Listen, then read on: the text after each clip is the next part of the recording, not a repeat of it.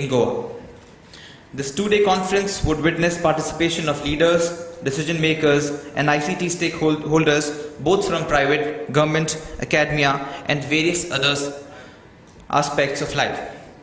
This would provide a unique platform for exchange of experiences and ideas, challenges and opportunities in the usage of information and communication technologies in governance, urban infrastructure, financial sector, education and health.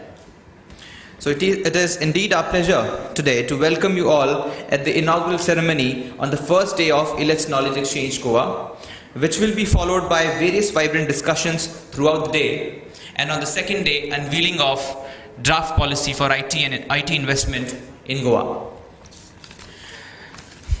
With this, now it's time to welcome our esteemed guests for inaugural on stage.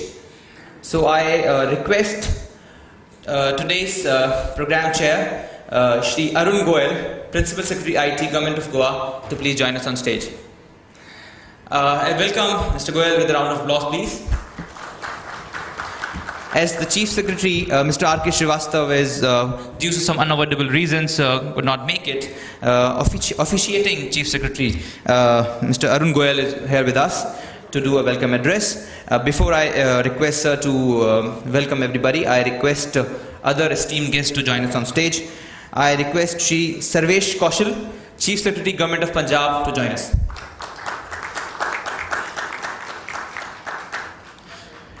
I request Dr. Ajay Bhushan Pandey, Deputy Director General, UIDAI, Mumbai Regional Office, Government of India, to please join us on stage.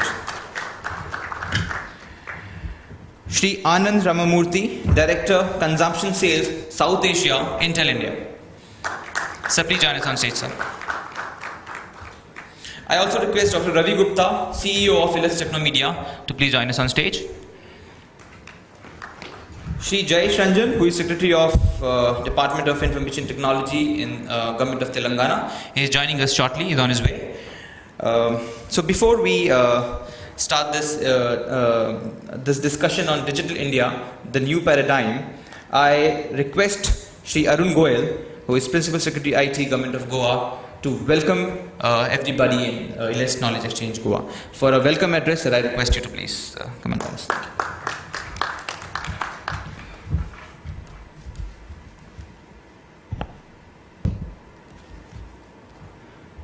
Eminent panelists on the dais, distinguished business leaders, ladies and gentlemen. A very, very good morning to all of you. It's my proud privilege to welcome you all to this elets Knowledge Exchange Summit 2015 Goa on behalf of Honorable Chief Minister of Goa and Government of Goa.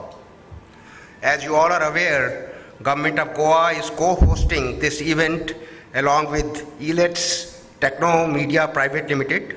We feel happy to be associated with elets for this event, as they have successfully organized a number of such events focused on ICT, knowledge and technology, and such other events, which have basically focused on e-governance, digital learning, e-health, BFSI and other areas. We already had a curtain raiser yesterday with the formal inauguration by Honorable Deputy Chief Minister of Goa, and we also had a very lovely and entertaining evening. Next 2 days of the summit will also bring together thought leaders, decision makers and ICT stakeholders from various private, government and academia. The focus will be on the areas of governance, education, health, smart cities, PSUs, and financial inclusion. The event will also provide a unique platform for exchange of experiences and ideas on challenges and opportunities in usage of ICT in various fields. I am happy to say that organizers have been able to put together a very, very impressive list of speakers and panelists, including Shri Suresh Prabhu, our Honorable Union Minister for Railways, Shrimati Mridula Sinha, Honorable Governor of Goa, Shri Lakshmikant Parsekar, Honorable Chief Minister of Goa, and not to mention numerous thought leaders from government, industry and academia. Friends, I feel that the timing of this event is very, very apt, as it is coming at a time when whole nation is focused on Digital India. Digital India is a program launched by Honorable Prime Minister of India to transform India into a digitally empowered society and knowledge economy. It's a program to make technology central to enabling change in India. I shall not go into the details, as we have the next session with very, very eminent set of speakers with the theme Digital India, the New Paradigm. And the panel also includes Shri Sarvesh Kaushal, the Chief Secretary of Punjab. The Digital India has three vision areas. Firstly, infrastructure as a utility to every Indian citizen, and it essentially focuses on high-speed internet connectivity and easy access to common service centers. The second broad vision is governance and services on demand, and it focuses on making services available real-time from online and mobile platforms. And the third vision area is digital empowerment of citizens with focus on universal digital literacy and universally accessible digital resources. Friends, Goa is a small state with high literacy rate. Our present government, under the leadership of our Chief Minister, has been able to leverage this very well to make rapid strides in the area of IT and IT-enabled services for its citizens. I feel extremely proud when I say that Goa has successfully implemented statewide area network under the brand name Goa Broadband Network. We shortly call, in short, we call it GBBN, with broadband connectivity to all village panchayats and local bodies. Today we have connectivity to all 12 talukas, all 190 village panchayats, around 1,200 government offices, sub-offices, corporations, autonomous bodies and municipalities, and around 500 plus schools, colleges and education institutions. In Goa, more than 74 public utility services are already on IT and e-governance mode. This has particularly helped tourism sector in Goa, as one can not only book hotels, motels and transport, but also can obtain detailed itineraries on the net. Honorable Chief Minister of Goa, Shri Lakshmikant Parsekar, has taken special interest in developing IT infrastructure to have video conferencing facilities at all levels and to have more and more IT-enabled services with focus on digitization. Government of Goa is working on developing electronic system design manufacturing, that is ESDM hub and IT park. And this is particularly so because Goa is an eco-sensitive state and our focus is on promoting non-polluting industries, particularly IT and knowledge-based industries. Honorable Chief Minister of Goa, in first session tomorrow, shall be unveiling draft IT ESDM investment policy with a view to attract investments into this sector and create more jobs for youth of India. I would urge you people not to miss the session. And lastly, friends, thank you very much being part of the summit and visiting Goa. Goa has numerous tourism products, is rich in history, and provides unimaginable culinary choices. It is much more than just beaches. Please take time out of your busy summit schedule to see some of Goa, and I would also urge you to stay an extra day to explore more of Goa. Please visit us again with your family for longer durations. I can assure you that you will never go back disappointed. In the end, let me wish elets Knowledge Exchange Summit 2015 all success. Thank you very much.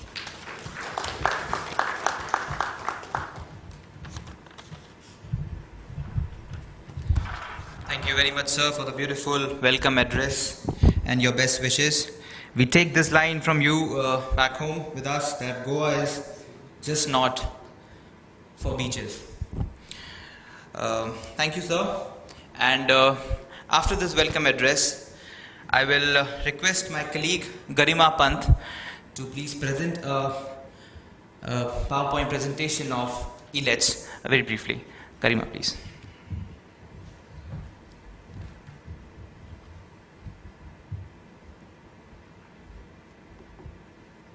Morning, everyone. elets is ICT's ideas and innovations for nation building. Sorry, okay,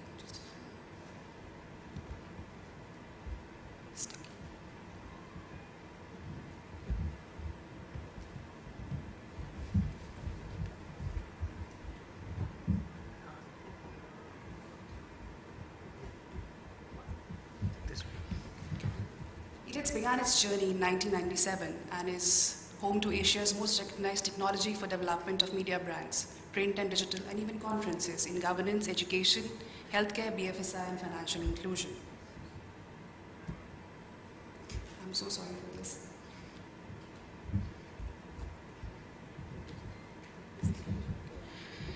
elets believes in ICTs, which is information communication technology, as all of us know. It can open avenues for innovation and human development, and this is the principle we have been working upon. A lot of initiatives that we have taken in our journey through all these years includes publications, knowledge portals, summits and awards, and expos. Our publications are engaged in innovative and informative publications, and they keep readers ahead of the curve through their informative reporting, development in technology. And this continuous quest to innovative ideas and approaches sets elets publications apart and makes it unique in all its aspects. These are the recent publications that we have. The knowledge portals also we have a deep presence penetrating into the social media, as you can see the numbers, engaging leading thinkers, innovators, politicians, policymakers, academic authors, experts, industry leaders, and even administrators. We have also launched mobile sites and apps promoting our reach and the penetration. Our weekly newsletters give our readers an in-depth analysis of the stories and the developments in the various spheres that we have. Our summits, as we all know, are landmark summits with visionary approach and well-defined sessions, providing unique opportunity to engage with the broad range of stakeholders, which discuss latest trends, business models, and even emerging technologies. Highlights of a few summits. An important moment in the journey of elets was when the commemorative postage stamp was released on the occasion of eAsia 2011 at Dhaka, Bangladesh. Prime Minister Srimati Sheikh Hasina had released this stamp and to mark the 40th year of independence. We also organize awards with the aim of highlighting and recognizing and encouraging the leading models of excellence in sustainable innovation in all the spheres that we are present in. These are highlights of some of the summits that we have organized over the last few years. The strategic focus of elets is looking at the fields of smart cities, cloud computing, security, mobility, innovations, BFSI, education, healthcare, power and energy, financial inclusion. Looking ahead, we want to focus more on these spheres and would like to invite participation from all across. Our audience profile, as most of us present here, belong to these categories that we have mentioned. elets caters to these audiences in all its possibilities and looks to partner with them even in the future. A few milestones in the journey of elets, where we've had organized events in Geneva, in Kuala Lumpur, in Bangkok, Bangladesh, Tunisia, and looking ahead, we are looking to expand our global presence. A few international partners, the government partners, corporate partners, PSU partners. The upcoming events calendar looks power-packed, which have a number of events covering the spheres that we are present in and even beyond. For any information, please get in touch with the phone at the address mentioned below. Today's session agenda, as we all know, focuses on these pointers: the digital infrastructure as a utility to every citizen, governance and services on demand, digital empowerment of citizens, 9 pillars of digital India, impact of digital India by 2019, national perspective, state perspective, and even industry perspective. Thank you.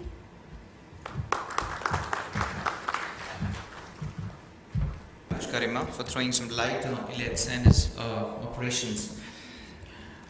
With this, I'm sure you might have been knowing more about our organization, and this will help you understanding our motive of highlighting governance, governance achievements, and our motive of availing India of implementation of IT, especially in all the sectors related to life.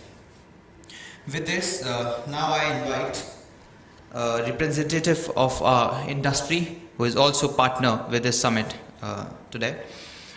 I invite Shri Anand Ramamurthy, Director of Consumption Sales, South Asia, Intel India, to address. So please, a round of applause for Mr. Ramamurthy, please.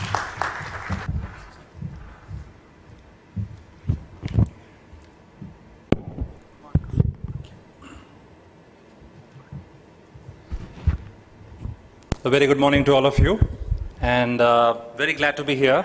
And I wasn't expecting to be the first speaker, but appreciate the opportunity. So a couple of pointers. First of all, every time we hear about Digital India, what kind of reaction does it really get in the industry consortium, right? So when I think of Digital India, there are two flavors to it. There is one distinct flavor, which is essentially a continuation, amplification, acceleration of ongoing expansion plans, right? This is digital infrastructure, improvement in education, connectivity. This is a hygiene issue for every emerging country. We are making rapid progress, but when the Prime Minister announced a digital umbrella last year, and I think it's kind of given an extra sense of impetus, direction and vision as to how to run these, what I call hygiene programs. The second flavor of Digital India, which is equally exciting and interesting for most industry partners like Intel, is the idea of very specific, well-defined, significantly improved substantial infrastructure transformation projects like a smart city, right? Everyone talks about smart city, but when you talk about specific number of smart cities, you talk about the specific verticals you're going after, be it water management, waste management, it gives a little more definition. Because what industry always needs is, if you give them a problem statement, unless you define it really well for them, it becomes very difficult to execute. So one of the biggest challenges, you can also call it an opportunity depending on how you look at it, is what do we do with the 9 pillars that everyone talks about these days, right? These are 9 broad areas the government of India wants to budgetize, focus, implement in the next 5 to 7 years.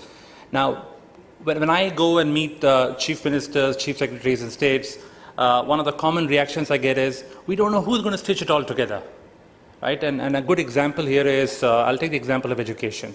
Intel is very big in education, as you can understand. It aligns very closely, intuitively to what we do and how we earn our stripes. And in education, there are different models. We talk about smart classrooms, we talk about giving devices in the hands of children, students. Every program has pros and cons, but one specific example I would like to spend some time on is, recently in the state of Chhattisgarh, close by, we were able to work with the government, the nodal agencies and all the participants there to essentially come up with a very simple device strategy where every kid, if you give them a tablet or a laptop or whatever device you can think about, which is useful in terms of instruction, connectivity, there has to be some level of what I call tracking, not with the intent of privacy intrusion, but tracking to understand how the whole device is being used. So we worked with a couple of solution mobile device management software partners. Net, I'll spare you the details. We were able to actually bring a device which has a lot of good quality content. It has connectivity. It is price competitive because for such large distributions, I was talking to Sarveshji before getting on the stage, and he mentioned, hey, listen, state governments and governments have limited budgets. We have to pick our bets. So it has to be it's very important that when you think of a solution, it has to be competitive, price competitive, and bring in a substantial level of value. So in that state, by combining elements of hardware innovation that Intel-like companies bring in, leveraging the knowledge of local partners in India who are developing specific solutions, and then working with the agencies to understand the type of problem statements that they have in a particular state. Every state is in a different cycle of evolution and development. Some are ahead, some are behind. They all have different needs. You have to understand the specific needs. And we were able to bring this together, and the initial feedback from the ground, the impact reports suggest that students have been able to really use it productively, improve their skills, become more knowledgeable, and hopefully employable, and help move the economic needle. So that's just one example, simple example. There's a lot of details under it, but that's the kind of approach we would like to take, right? There are big transformational projects like improving the PDS distribution system in the country. There are smart city projects. Then there are what I call hygiene projects like connectivity, education, medical, healthcare. And I'm assuming all of you know about Intel, but just in the interest of extra additional clarification, we are a $56 billion multinational company that essentially is responsible for building the building blocks. We build processors, and processors are what you find in almost every device. Everything that you see, be it be a back-end server, a data center, the software that goes with it, or be it be a laptop, a tablet, a smartphone, a dongle, the processor inside, in most cases, would be an Intel processor. So quite literally, we are a building block contributor, and that's the kind of contribution we would like to see for us to shape in the Digital India umbrella.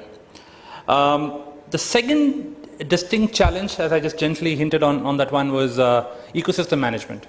Because when the government conceives a policy with a lot of good intent behind it, unless you really identify how it gets done, execution is so critical. So I can assure you that at a South Asia, India level, our focus on Digital India is going to be very execution heavy. We actually want to build solutions.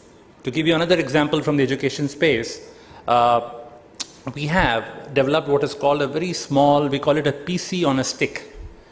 The cost of setting up a computer lab in most schools in the country is quite prohibitive.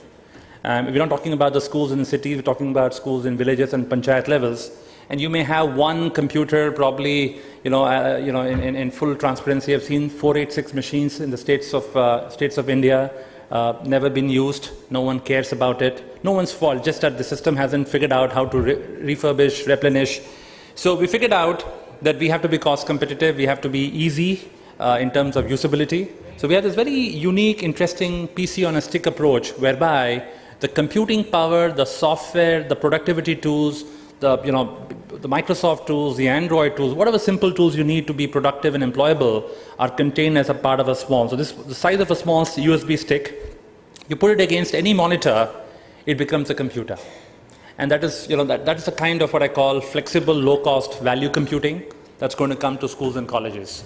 So we have started doing these pilots in several states. We have representation in almost every state in the country. And our idea is in education, which is the closest to our heart, healthcare, e-governance, all these areas which are all covered under the 9-pillar umbrella, Intel will bring a very value-added, cost-effective solution riding on the back of strong ecosystem collaboration. Because there are roughly 6 points of contact. That is the central government that we have to talk to because they are the policy hawk. They kind of tell you exactly how the policy is being shaped or being attributed to. And the state government is where the execution mostly happens, not always, but mostly happens. Then you have folks who actually, bid on an opportunity and make it happen. These are the OEM partners, the IBMs, the Ciscos, the HPs, the Dells of the world. Then you have the ISVs. These are the guys who actually build the whole pipe. This could be the TCS, the Wipros, and the Infosys of the world. And then you have knowledge partners, the Ernst & Youngs, the PwCs, KPMG. So all the different partners, some are shaping, some are developing, some are executing, some are creating the policy guidelines. So, at Intel, we talk to all of them. Our hope is together, because it's not one man's job, it's a very complex problem. Together, we fix the right verticals, the right areas of focus. We bring in our value proposition. We do this with a lot of heart. And we've done some very successful pilots. We are extremely bullish about the future of Digital India as we see it from the private sector standpoint. Events like these help us shape our thoughts and ideas. We listen a bunch of ideas from a very broad cross-section of people. So I'm going to hopefully take back a lot of good ideas and good feedback from all of you. Again, extremely glad to be here today and in some ways committing to Intel's very strong participation in the Digital India story as it unleashes and evolves. Thank you.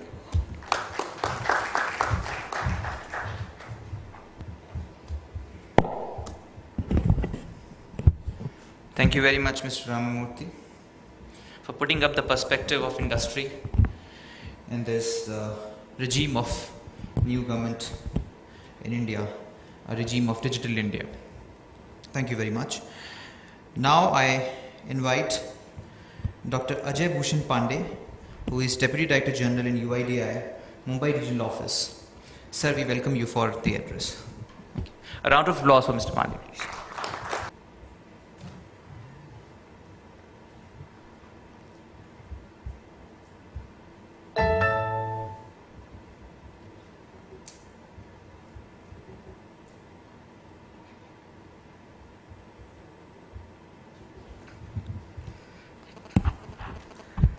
Shri Sarvesh Goyal, Sarvesh Kausal, Chief Secretary Punjab, Shri Arun Goyal, Shri Ramamurthy, distinguished delegates.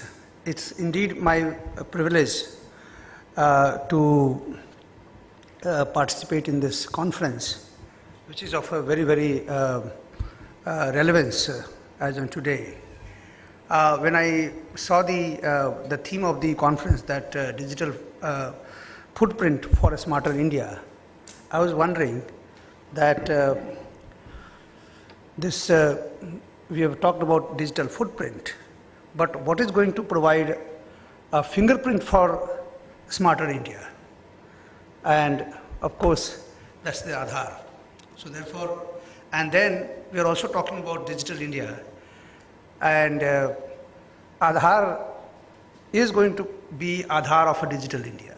I mean, the entire digital India, if you see, I mean, in this presentation, we will just talk about this, that how Aadhaar is slowly emerging as Aadhaar of a digital India. Just to get an idea of the audience, usually in the beginning, few years back, I used to ask the question in a conference like this, that how many of you have got Aadhaars? Now I have reversed this question. I asked the delegates and the participants that how many of you haven't got Aadhaar? Please raise your hands for my sake. How many of you haven't got Aadhaars? I mean, at least there is one gentleman here who hasn't got Aadhaar. So all right, I mean, there are 3 people here. But still see in this sample of people here, random sample, majority of people have got Aadhaar. So I will presume that most of the people know about this Aadhaar, and accordingly I will tailor my talk here. Now, this Digital India vision, has these components. Of course, Digital India vision starts with your digital ID, and then it's going to be your Aadhaar ID. So my request to the 3 participants here who haven't got Aadhaar, please get your Aadhaar made. If you need your help, please tell us, we will get your Aadhaar made. Then of course the connectivity. Then universal mobile coverage.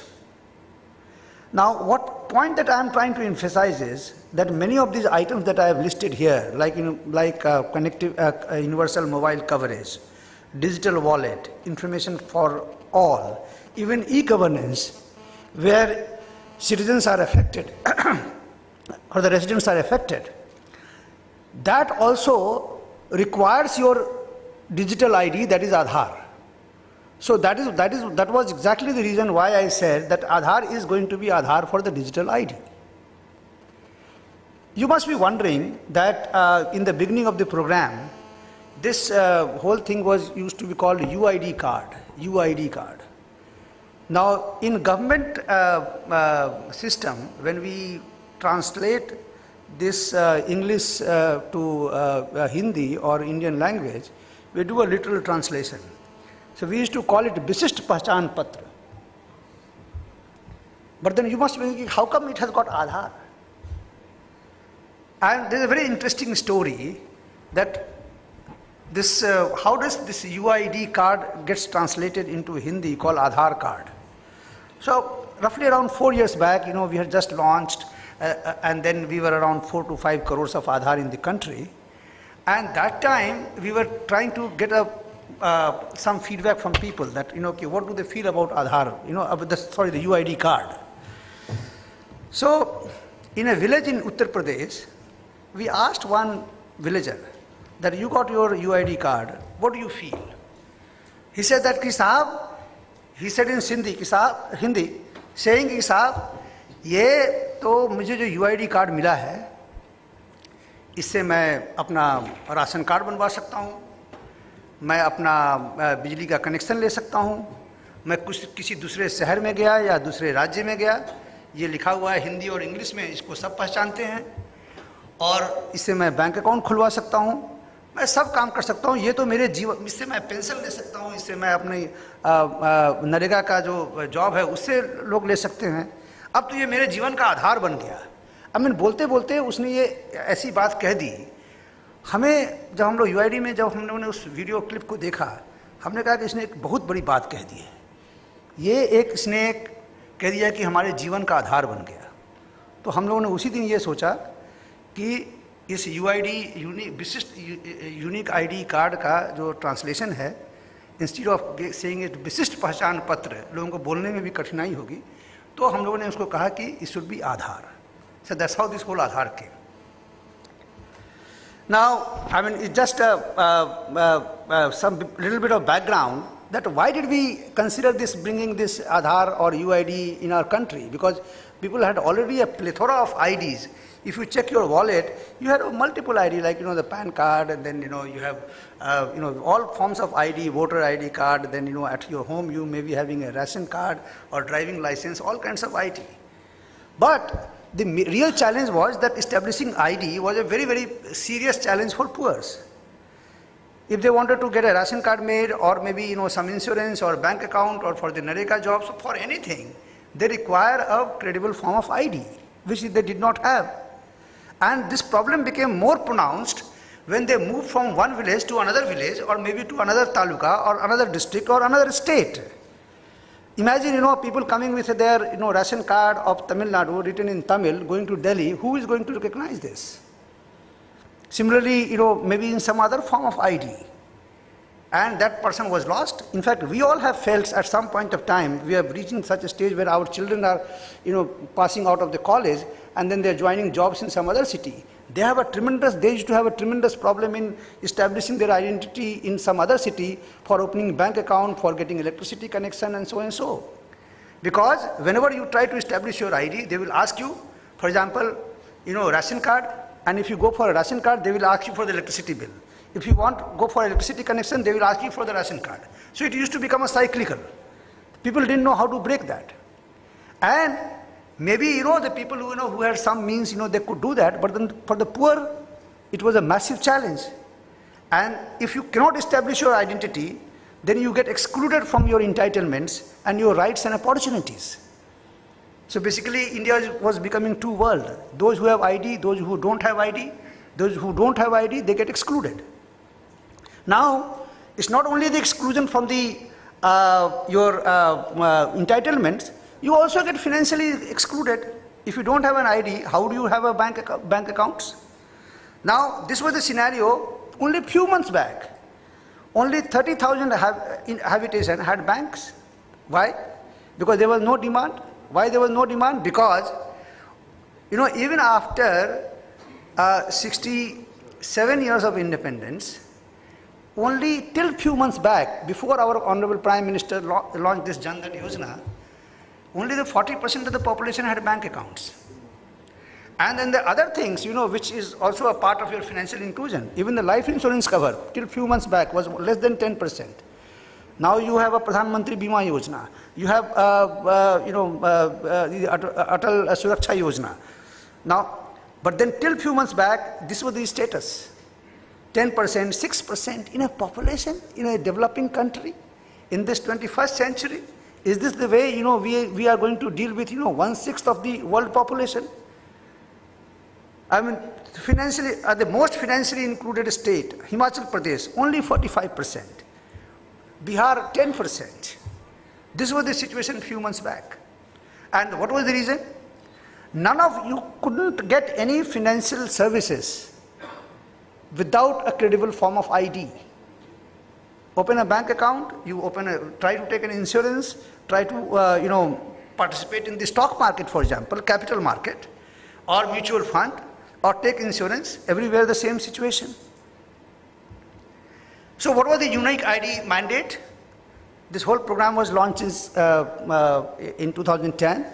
Provide unique ID number to all residents. We are not saying citizens, we are saying residents. It means citizen as well as the others who are residing in the country, may or may not be citizens, we will provide all. Then We use the, again the latest technology. We say that we will take basic demographics, all biometric, you are already aware. Most of you have already got the UID, you have gone through the process. So this is what we do, fingerprints and iris. Then this third point which you may not be aware, that we are guaranteeing uniqueness to the biometric deduplication. Now let's say whenever you have enrolled, your biometrics are deduplicated against the entire database of the, the UID holders, all biometrics, and only when the no match is found, we generate the UID number. So this is what we do. Then the fourth is also very important, which is different from any other ID system in the world, not only in India. Let's say you have a ration card, for example, in India, and then somebody says that what is the guarantee that this ration card is not fake, this is not genuine. You have no way to establish this. PAN card, if you have a PAN card, how do you know that this PAN card is not made on a computer Photoshop, right? So, but here we provide online, cost-effective, ubiquitous authentication services across the country 24/7, 365 days in a year. Now these are the small devices. You may have seen, these are the devices, which are coming up. Because why I'm saying this, this is going to be a foundation for the digital India. That you have to give ID to everyone, and you also have to have some mechanism for authenticating somebody's Aadhaar number, across the country through such small device, which will operate on maybe even 2G or maybe a small GPRS or any telecom connection. Now, what UID would do in India? As I mentioned, provision of a robust, one-time, reusable, nationally online verifiable ID to those who don't have IDs, plus also those who have IDs. Another very important thing is that most of the countries, they had some form of ID, then paper ID, then they had some smart card, or they had some other forms of ID. They have progressed. Just like we did it in the telecom, we leapfrogged. Like from connectivity point of view, we kind of bypassed landline. Landline was given to very few, but then we bypassed this to this. So here we also have similarly leapfrogged from no ID to online ID. And what will it do? It will clean up the existing database through the uniqueness. No duplicates, no fakes. Now, we all have seen that number of ration card unit holders in any state will exceed the population of the country. Similarly, if you, some exercise was done in many states. Yesterday I was told that in one state, I'm not naming that state, there the number of voters in a state, normally voters are adult, above a certain age, that exceeds population. How can that be? Naturally, you have lots of duplicates, lots of fakes. Similarly, we read in the newspapers every day that you have a fake. If any card is given, then there is always some fake and duplicates and so and so. So therefore, by eliminating duplicates and fakes, you can improve your targeting, you can improve your delivery of the services, and also the cost of the delivery of services. And plus it is very different form of ID, because see, most of the other IDs, they were for a specific purpose. For example, PAN card, it is for filing income tax. But for passport, it is for traveling abroad. For ration card, for getting this thing. This is one thing which is not linked to any service or any entitlement. This is your ID. In the morning I was mentioning that this does not guarantee the citizenship, this does not guarantee your entitlement. This is like your genetic code in a 12-digit number, because it is directly linked to your deduplicated biometric ID. Different ID, how it is forever. Like somebody is born, he gets an ID, it remains till he is alive, and also after he goes away from the world. That number is reserved for him for eternity. We don't delete that number for wherever, whichever country, across India, wherever you go, this is your national ID for everyone. Because sometimes, in other IDs, passport, it is only for a certain class of people, certain purpose. Ration card is only for certain purpose. But here it is for everyone, for rich and poor, for rural and urban, for everyone. and it's a truly national. I mean, this is one card. I mean, can you imagine? I mean, which has all these can do that. What is the status? As we speak today morning we have crossed 85 crores of Aadhaar in the country. It is a matter of great pride for us. If you consider, it far exceeds the population of North America and entire Europe. This is what we have done in last 4.5 years. We have today in our country, it is again a matter of pride for all of us, that we have a largest biometric database in the world. Biometric database of 85 crore people. Now, which is the second largest? The second largest database, we crossed far, long time back. The second largest biometric database is with the FBI, Federal Bureau of Investigation of United States. I am told that they have a biometric database of about 10 crore people. And here we have 85 crore biometric database, this thing. Then we do enrollment of 15 lakh people every day. We have the capacity to increase this to 20 lakh people per day. Now imagine when somebody enrolls today, his biometrics will be matched with the biometrics of 85 crore people. And when we have the capacity, when we are enrolling 15 lakh people, so 15 lakh people's biometrics are being matched with biometrics of 85 crore people in 24 hours. So this is the kind of huge computing facilities we have set up in our country. Again, it is a matter of pride for us. We are printing 20 lakh Aadhaar almost every day, and we are dispatching it to people. We have made even the Aadhaar card freely downloadable. I mean, you lose your Aadhaar card, doesn't matter. You go and download it. You have changed your address, doesn't matter. You go and change your address online in a secure manner. I can't change your address. Only you will be able to change your address there. You want to change your, any field, update your mobile number, you can go and do this and get it printed. We have today 90,000 operators working across the country doing this 15 lakh enrollment every day. And we have the capacity to do 100 million authentication every day. 100 million authentication every day. This is the kind of capacity we have developed during the last 4.5 years. Now these are the Aadhaar coverage. I mentioned that we have reached around 85 crores. Now these are the states who have done this coverage.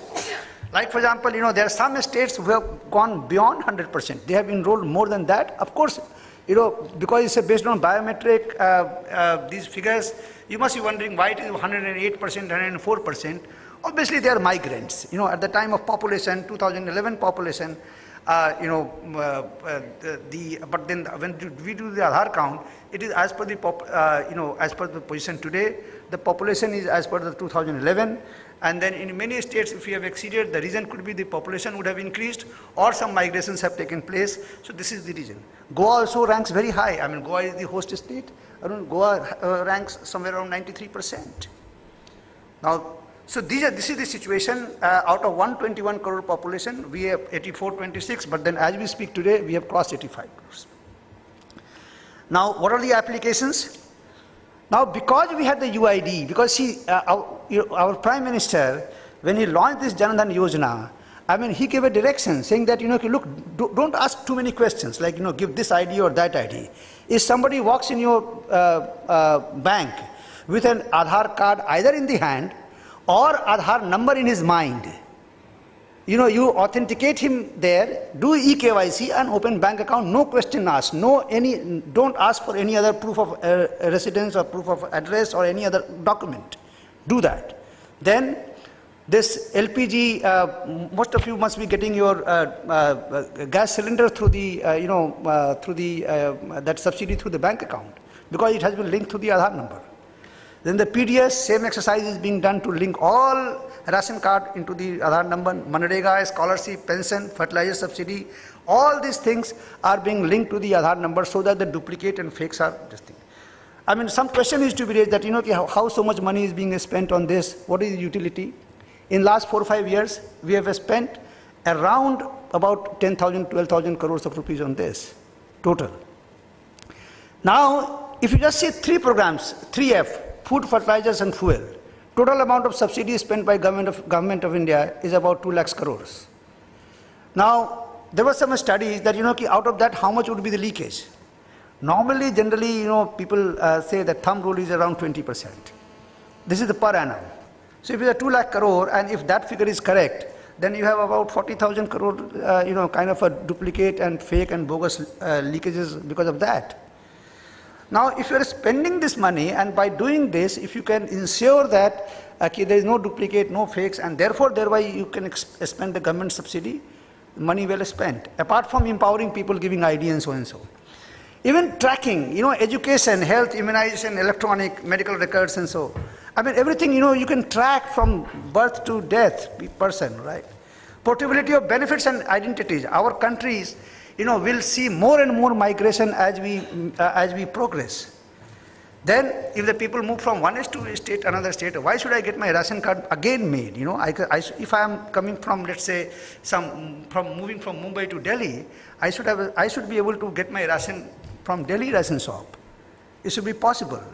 So portability of benefit or identity is another very important thing. Then other applications like driving license, passport, even attendance, for example. Now the government of India, you must have read in the newspaper that government of India has mandated all offices to have an Aadhaar-based attendance system. So that's what is being done. Then KYC, this bank account, then the mutual fund, capital markets, everywhere this Aadhaar-based eKYC have been accepted and they are being used. Election Commission of India has launched a massive program of purification of electoral database because they know that how much duplicate, fakes and bogus they have. So they want to purify it by linking with this Aadhaar ID, and they want to finish this by July end. Now, how Aadhaar is being leveraged today? I mean, these are the many things which a person has to get in order to get the full entitlement and the full rights. And for this proof of identity, proof of address being used, they are being online authenticated and getting the benefit. Thank you.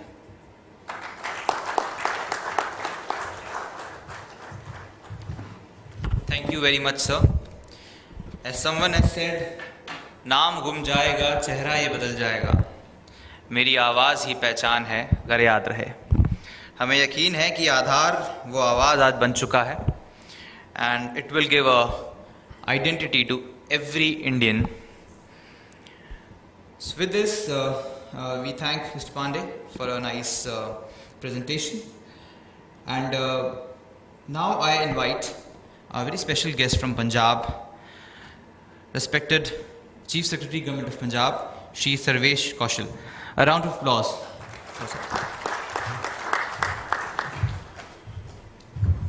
The change, I will not give you any presentation.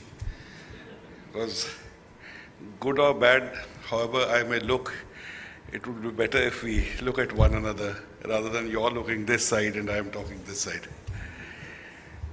Another thing, this is a conclave of the specialists. The specialist IT engineers, IT industry,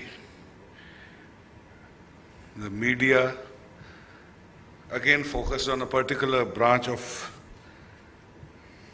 IT rollouts, IT conceptualization, e-governance, digitization.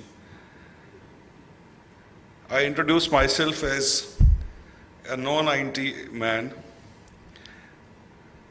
having come here to benefit from the knowledge that is exchanged here in the next, today and tomorrow, and also put across before you the observations and point of view of one stakeholder which is not represented here, the citizen. Starting from what we have achieved, just a brief mention as a way of acknowledgement from a citizen. As Mr. Pandey was saying, UID has been a revolution. No doubt about it. The second thing that has happened in our country that can also be called as a silent revolution is the transparency brought in by the Right to Information Act. The third thing, which can also be called a revolutionary step of the recent years that has been carried out in various states by now, that's the Right to Service Act, where the citizen has been empowered with the right to get certain services of a prescribed quality and within a given time frame by the government. Yes, government to citizens is not the only important segment. Government to citizens services can be delivered in an efficient manner only if the government to government and other back-end services are there. There's digitization. All 9 pillars of digitization are very well understood. It is a continuous process.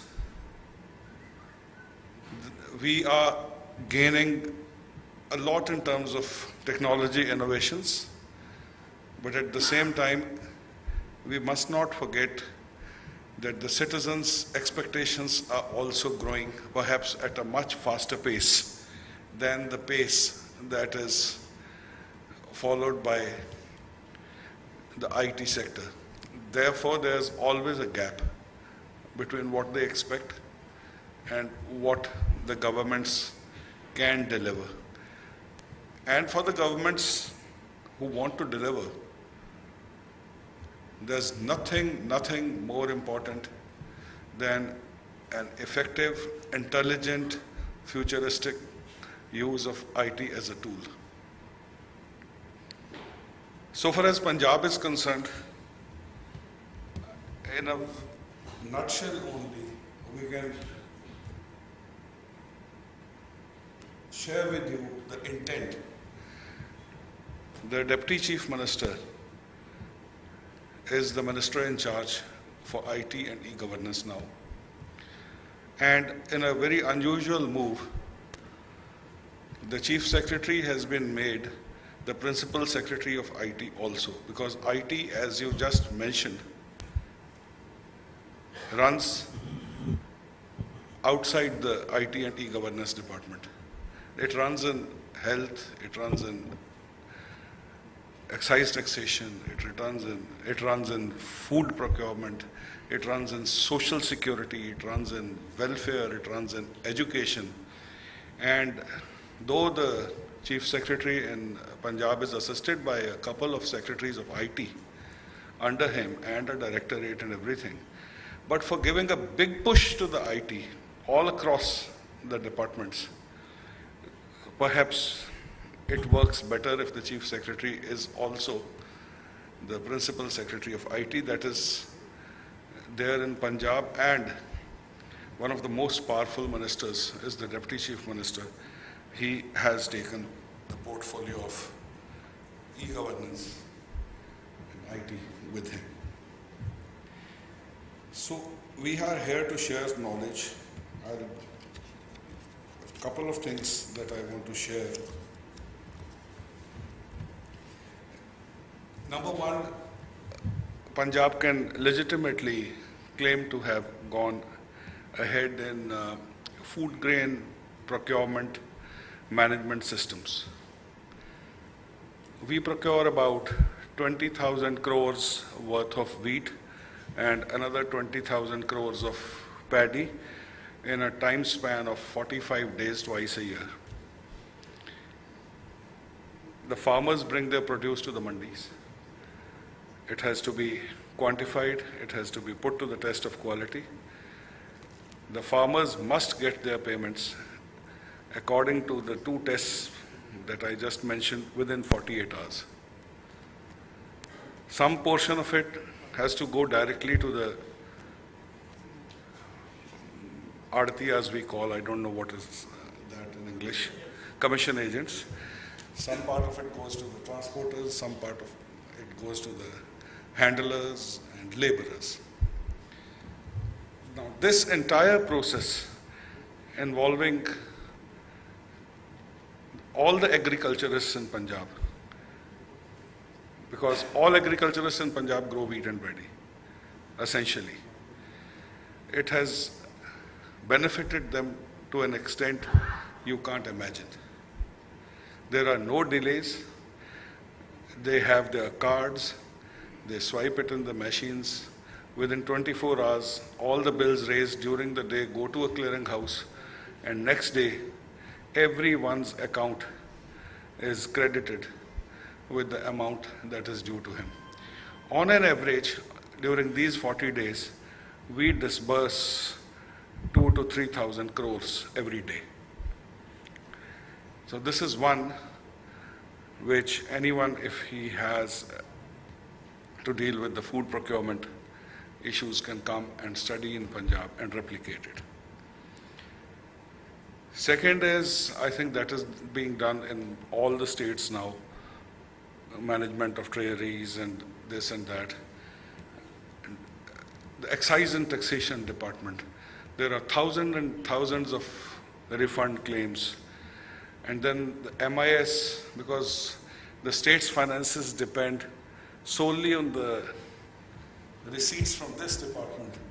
So we have to go all out to plug the leakages and such things. So there's a complete IT rollout and elimination of manual information systems in this.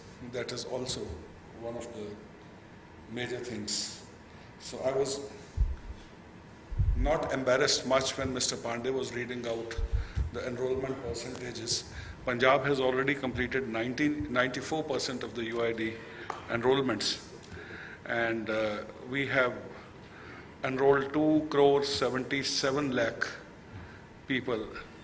So that makes about 93% of our population. And this year's target up to 31st of December is that we'll take the enrollment level to 96%. So that gives us a very fair advantage to avail of all the linked facilities to Aadhaar. The revolutionary programs recently announced by the Honorable Prime Minister are also aimed at financial inclusion, like we have the Jan Dhan and another revolutionary program of giving insurance to the people, etc. We are better geared up to adopt them fully. Another initiative that we are going to start for improving our citizen-centric services that is worth sharing. We enacted the Right to Service Act in the year 2010. That was also the year when we abolished in Punjab all non-statutory affidavits, because a feeling came and it was realized that why should we not trust our citizens? Why should we ask everyone to make a statement on oath, even when it was not a statutory requirement, like it is for fighting cases in the courts and all, that is a statutory requirement. But for otherwise, if you have to declare your income, even if you have to go to an ex-India leave, why should you need to give an affidavit that I will come back, and if I don't come back, such and such person will be responsible for any loan, etc. that I've taken. There are hundreds of affidavits. There were hundreds of affidavits which were required to be given at the times of admissions, at the time of doing all things which are essential to life. In 2010, we deleted 53 such non-statutory affidavits with our intention to decomplicate the lives of the people, because getting an affidavit made and stamped and submitted. So I was talking of the Right to Service Act. We have at the moment 206 services notified under the Act. And we have also prescribed the timelines within which those services have to be delivered by various departments to the citizens on demand. We have an MIS. At the moment, it's working through an electronic flow in case of 52 services, and the rest within 3 months, because we have recently increased the number of services. So that is bringing a great revolution in governance. We have become citizen-centric because the moment any application crosses the deadline prescribed by the Right to Service Act, we come to know about it. We track it. And then there are, if the delay is not bona fide, we have a process of disincentives for the persons who sleep over the requests of the citizens. From the last June, when 20% of the applications crossed the deadlines, the figure in the last 3 months has come down to 0.3% all over Punjab. And the number of applications, of course, are more than 2 to 3 lakhs a month. Now, this has been done not by 100% rollout of IT solutions. We are in the process of doing that. We have decomplicated the lives of the citizens through manual effort, augmenting the IT rollout. Now we are all set to decomplicate our lives also by ensuring electronic flows, by digitizing the back end to 100% extent, by having such an MIS where there's total elimination of human beings. The basic principle, when a person who is supposed to do something has to give his own report whether he has done it or not, is totally unauthentic information.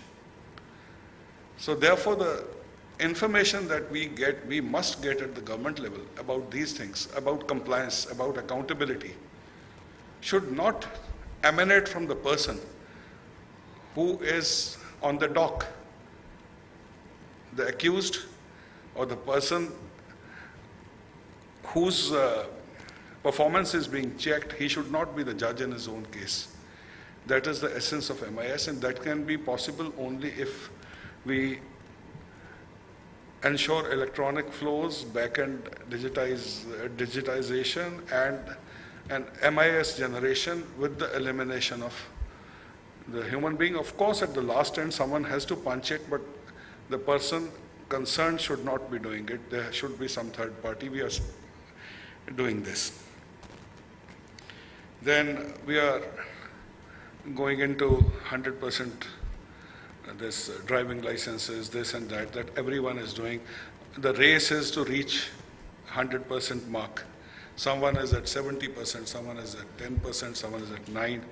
So basically, we are in Punjab thinking from the citizen's point of view, and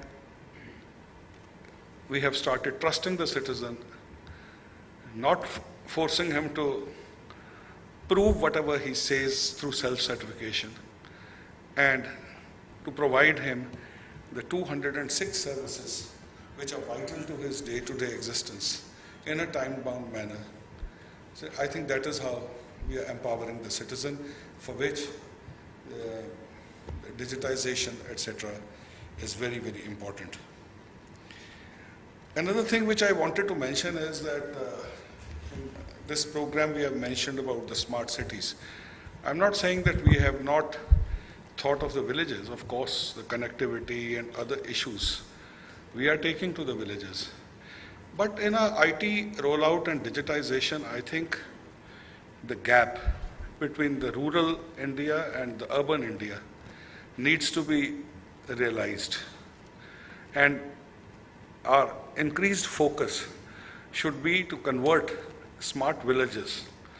Otherwise, our cities will never remain smart unless we enable the village population to live with the same facilities, to enjoy the same dignified human existence as is available in the cities.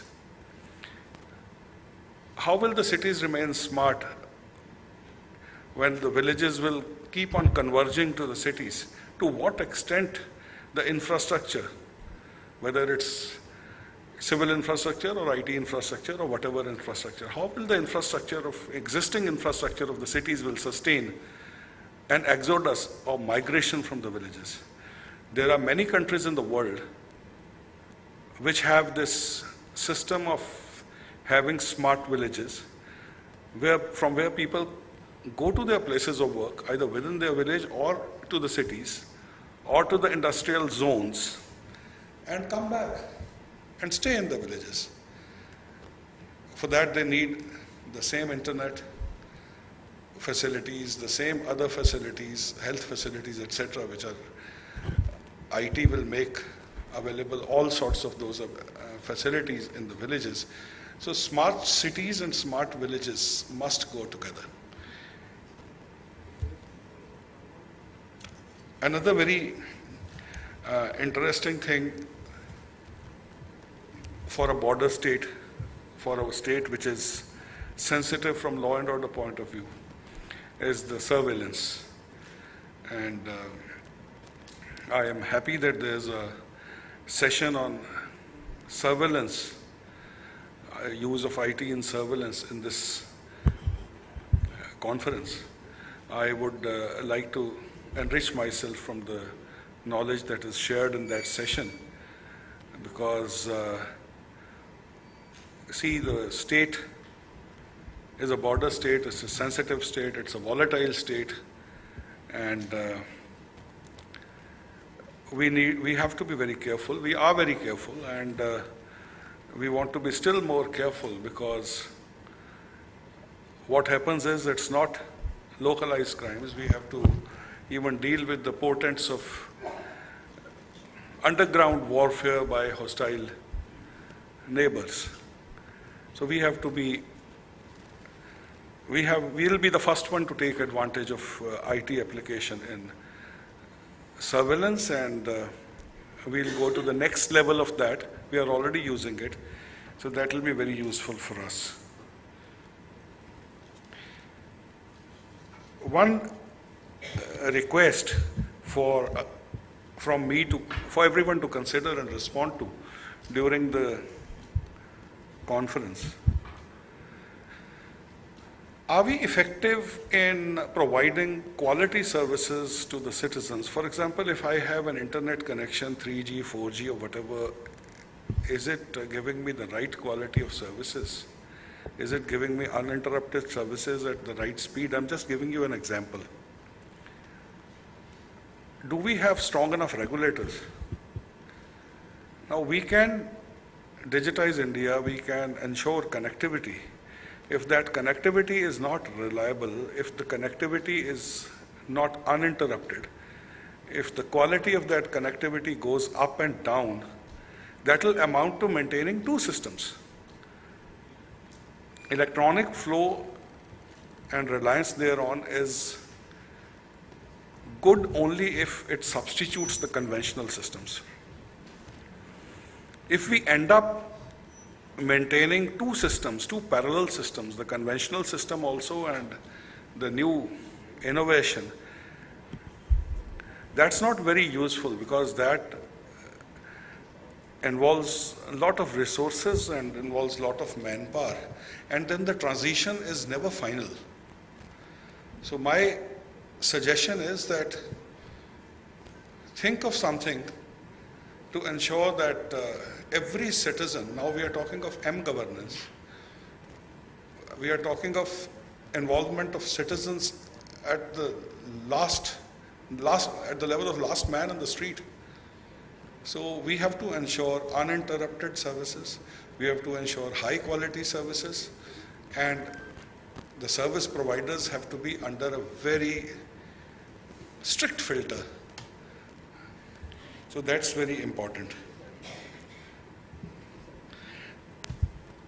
So I need not repeat the 9 pillars of digital initiatives and what all we are commonly doing in all the states in the field of tehsil, revenue, blocks, health, social service, this. But I tell you I'll give you one example. We give old age pensions worth about 250 crores rupees a year. just by deduplicating the list of the applicants on the basis of Aadhaar information and also the voters card, we have saved 23 crores last year. So this is how we need to use these services. And friends, we are a team. We are working for one country. We should not confine our knowledge to our own minds. We should not have knowledge silos, something good being done in Chhattisgarh, something good being done in Goa, something good being done in Delhi or Punjab should be replicated. I'm happy that Government of India has now a portal where the best practices are being uploaded. Let's make full use of that, and let's make full use of the initiatives like this, for which I want to congratulate the organizer, elets, and the hosts, Government of Goa. We should have more of these conferences of knowledge exchange. And thank you very much, elets, and thank you, Government of Goa, for inviting me. Thank you.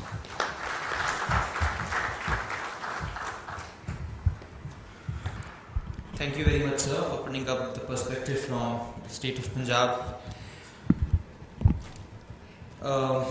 Now, I invite Dr. Ravi Gupta, the CEO of Elets Techno Media, for presenting a vote of thanks. I think we had an amazing session in the morning. We had industry represented by Intel. We had a state representation both from Goa and Punjab. And we had a national perspective on the most important IT project in the town, which is the UID, which is trying to integrate all pieces of governance together. So I think the first session has provided a good basic platform for the discussions ahead. It has given us an overview of the challenges of the digital India at some level. So we will go deeper in each of these issues in the sessions ahead: education, healthcare, financial inclusions, PSU, and various other aspects. So I again put on record my thanks and appreciation for all our esteemed speakers on the stage, especially the host state, the Goa state, who had kindly consented to host this event along with elets, the Chief Secretary of Punjab, who gave the emphasis on right to services, which are as much important as e-governance, because unless either it is a service or it is a right. So I think he has highlighted that transition which Punjab is highlighting on. It is talking about citizen rights for citizen services. And also the Ajay ji, who has highlighted how UID is changing the whole game of e-governance. So with this, we conclude this, and I invite my colleague for Momento presentation. So Raghav, kindly come on the stage, bring the mementos, and Paraya, please. And I will request the Principal Secretary IT, Goel ji, to kindly present the memento to the Chief Secretary of Punjab for his presence here. Sir, I request Goel ji to present a token of appreciation to Ajay Pandey ji, DDG of UID. Thank you, sir. And I request Chief Secretary of Punjab to present a token of appreciation to Goel ji for his moderation of the session and hosting of this event. With this, we are going to take a short break. And I'm sorry, we have to have a group photo of all the speakers. So I invite all the speakers on the front of the stage. Sir, aage aa jaye, please. And after that, we will have a short break of around 20 minutes for the tea break. So.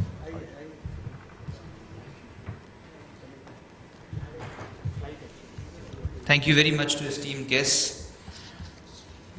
and all of you to be here at the first session. We'll be meeting after 20 minutes.